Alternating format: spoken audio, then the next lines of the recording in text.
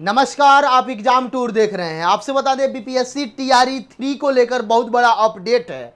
क्या टीआरई 3 में डोमिसाइल लागू हो जाएगा, जबकि आवेदन हो चुका है। विद्यार्थी का इधर मांग तेज हो गया है। विद्यार्थी क्या क्या डिमांड कर रहे हैं इसके बारे में समझिएगा। यदि डोमिसाइल लागू भी होता है तो क्या टीआरई 3 से या 4 से लागू होगा, इस पर भी बात विचार किया जाएगा। विद्यार्थी का क्या तर्क है देखिएगा। न्यूज़पेपर में लगातार चल रहा है, बहुत सारे विद्यार्थी मिल रहे हैं। बिहार के कई सारे स्टूडेंट लीडर भी इस पर आवाज उठा रहे हैं। यहाँ पे देखिए क्या है, शिक्षक नियुक्ति में डोमिसाइल नीति लागू करने की मांग लगातार चल रहा है। आगे देखिए क्या होता है। जब बीपीएससी टीआरई का एग्जाम निकाला गया था, जब टीआरई 1 का ऑफिशियल नोटिस आया था, उस समय डोमिसाइल लागू था। और जब डोमिसाइल लागू था तो अन्य राज्य के बच्चे पटना हाई कोर्ट भी आए, इससे पहले सुप्रीम कोर्ट गए, लेकिन वहां जब पीआईएल दायर किए तो वहां से बताया गया कि इसके लिए संबंधित आपको राज्य में जाना होगा, राज्य के न्यायालय में मिलना होगा, यानी पटना हाई कोर्ट आना होगा। अभी पटना हाई कोर्ट आते तब तक आनन फानन में उस समय के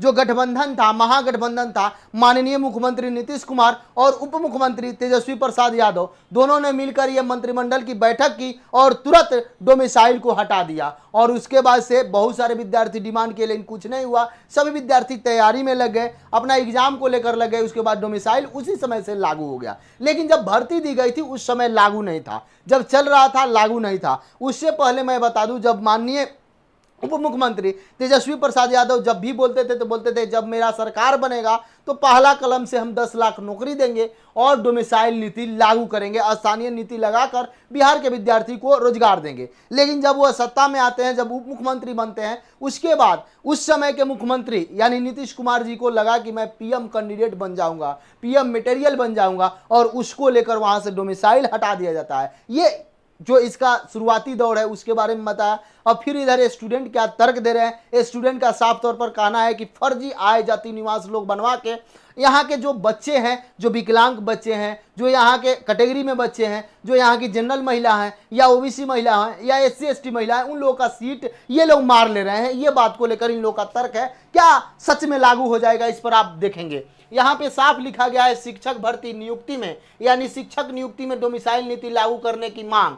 मुजफ्फरपुर से यह खबर निकल के आ रही है, बीपीएससी तीसरे चरण की शिक्षक नियुक्ति में डोमिसाइल पुनः लागू करने की अभ्यर्थियों की मांग जोर पकड़ ली। अभ्यर्थी ने इसे लेकर अपर मुख्य सचिव को लिखा पत्र, यानी अपर मुख्य सचिव को ये लोग पत्र लिख रहे हैं, मांग कर रहे हैं कि कम से कम टीआरई 3 में डोमिसाइल नीति लागू कर दिया जाए। एक इससे हटकर चूंकि ये पुनः परीक्षा है, यानी बीपीएससी टीआरई का एग्जाम एक बार और हुआ था, लेकिन प्रश्न पत्र लीक होने के कारण ये फिर से एग्जाम चल रहा है। इसमें सभी लोग आवेदन कर लिए हैं, इसमें संभव नहीं दिख रहा है। लेकिन यदि इस मांग को पुरजोर तरीका से उठाया जाए, इस मांग को आगे लेकर जाया जाए, तो टीआरई 4 में संभव दिख रहा है। क्योंकि टीआरई 3 में सबसे आवेदन लिया गया है, तो अब तो आवेदन हटाया नहीं जा सकता है। यह पुनः एग्जाम लिया जा रहा है, तो इसमें किसी को वंचित रखा नहीं जा सकता है। लेकिन जो विद्यार्थी ये डिमांड कर रहे हैं, इनका क्या डिमांड है पहले समझेंगे, क्यों किस बेसिस पर यह मांग कर रहे हैं। यहाँ पे देखिए, मुख्य सचिव को पत्र लिखा।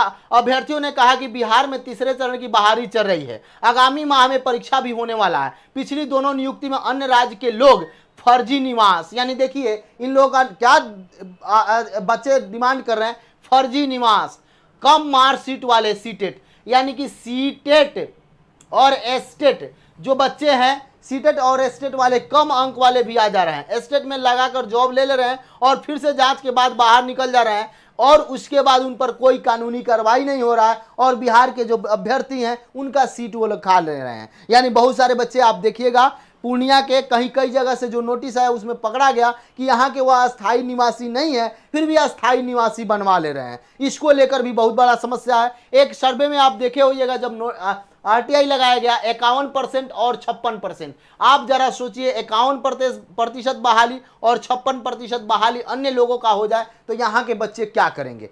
ठीक है, सरकार अगर दे रही है तो कम से कम एक फिक्स कर दे कि 5% देंगे, 10% देंगे कि 2% देंगे कि कैसे देंगे, इसका कोई क्राइटेरिया नहीं है। और दूसरा बात, ये भी सरकार को श्योर करना होगा अभ्यर्थी को लेकर कि जितने भी टीआरई 1 टीआरई 2 में बच्चे पकड़े गए हैं, जो सीट खाली हुआ है उसी वैकेंसी से जरूर भरा जाए उस सीट को, वह चाहे कहीं के बच्चे हो। उसके बाद ये भी सरकार को सुनिश्चित करना होगा कि बीपीएससी टीआरई 1 टीआरई 2 में जितने भी बच्चे फर्जी पकड़े गए हैं, क्योंकि सबको मालूम है कि 90 अंक से कम है तो हम नहीं कर सकते हैं। 90 अंक से कम आने पर हमको कोई छूट नहीं मिलेगा, हमको 75 अंक से कम आने में एस्टेट में कोई छूट नहीं मिलेगा, क्योंकि सब क्राइटेरिया जनरल का जो होता है वही क्राइटेरिया अन्य राज्य के महिला हो, पुरुष हो, या SC ST हो या OBC हो, आप अपने राज्य में हैं, या विकलांग है आप अपने राज्य में हैं, लेकिन जब आप दूसरे राज्य में जाइएगा तो आप पर टोटल क्राइटेरिया जनरल का लागू होता है। तो वैसे विद्यार्थी पर मैं यही डिमांड करता हूं सरकार से और आयोग से, उन सभी स्टूडेंट को वंचित किया जाए, उन सभी स्टूडेंट को एक शॉर्ट लिस्टेड किया जाए और उन पर कुछ ना कुछ कार्रवाई किया जाए,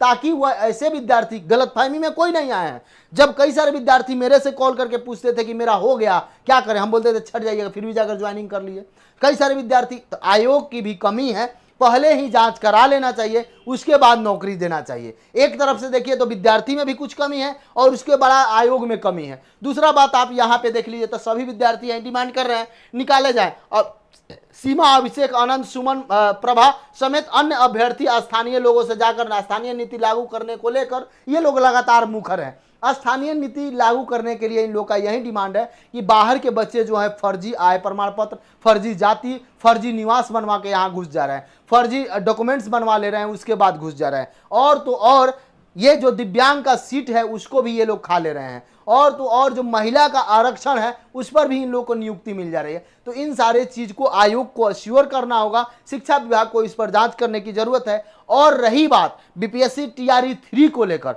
तो इसमें कुछ भी मांग हो जाए, कुछ भी हो जाए, स्थानीय नीति टीआरई 4 से लागू हो सकता है, लेकिन टीआरई 3 में संभव नहीं दिख रहा है, क्योंकि इसका आवेदन ले लिया गया है, अब एग्जाम है। तो इस समय संशोधन होना ये खतरे से खाली नहीं होगा। यदि इसमें संशोधन होता है तो ये बच्चे Patna high court, supreme court, इनका रास्ता खुला रहेगा। और एक बात जरा समझिए, अन्य राज्य का भी एग्जाम होता है। बहुत सारे लोग मुझे कमेंट करते हैं कि बिहार के भी बच्चे जाते हैं, लेकिन परसेंटेज फिक्स होता है कि 10% आपको मिलेगा, 5% मिलेगा। उसी तरीके से यहां भी कर दिया जाए या स्थानीय नीति लागू कर दिया जाए, दोनों पक्ष में हम खड़े हैं। यदि आप दे रहे हैं तो कम से कम एक सीमित आंकड़ा दीजिए, एक सीमित परसेंटेज दीजिए। इस तरीका से नहीं कि किसी को 51%, किसी को 56% दे दे। नौकरी बांटी नहीं जा रही है, और उसमें गलत तरीका से जो नौकरी ले रहे हैं उन पर कानूनी कार्रवाई भी होना चाहिए। तो आप यही सोच रहे थे कि टीआरई 3 में क्या डोमिसाइल लागू होगा, तो मैं बता दूं टीआरई 3 में संभव अब नहीं है, क्योंकि इसमें आप विद्यार्थी मांग कर रहे हैं, उनका मांग है, वह सब जगह जा सकते हैं,